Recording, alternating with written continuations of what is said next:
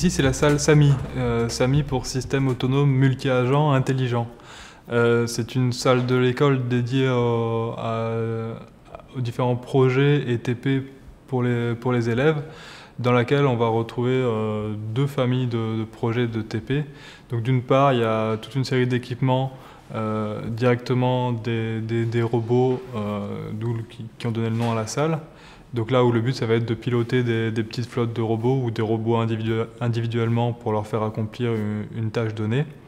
Et puis une seconde partie des équipements qui sont dédiés cette fois-ci à tout un aspect de réalité virtuelle, où là, c'est les individus eux-mêmes qui vont évoluer à l'intérieur de la salle et interagir avec les programmes informatiques qui vont être développés grâce à ces instruments.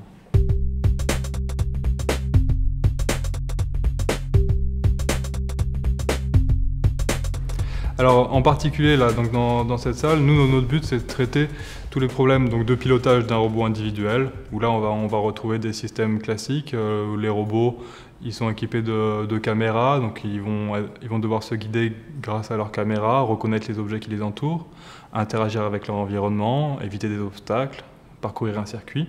Donc tout ça c'est des tâches liées à l'automatique d'un système autonome seul. Et puis ensuite, dès qu'on fait interagir plusieurs robots ensemble, il y a toutes les problématiques liées à l'interaction entre les robots. Donc soit les robots sont en compétition, soit ils sont en coopération.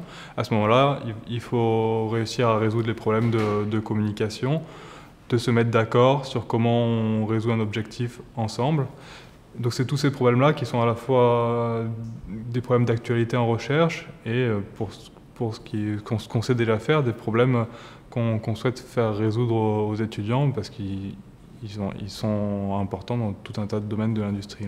Des robots seuls, on en retrouve par exemple, aujourd'hui c'est assez courant, des robots qui vont passer l'aspirateur chez vous. Des systèmes de reconnaissance visuelle, on commence à en trouver dans les voitures pour l'aide au suivi de pistes. Donc ça aussi, c'est des choses que les robots, qu'on va demander à faire aux robots.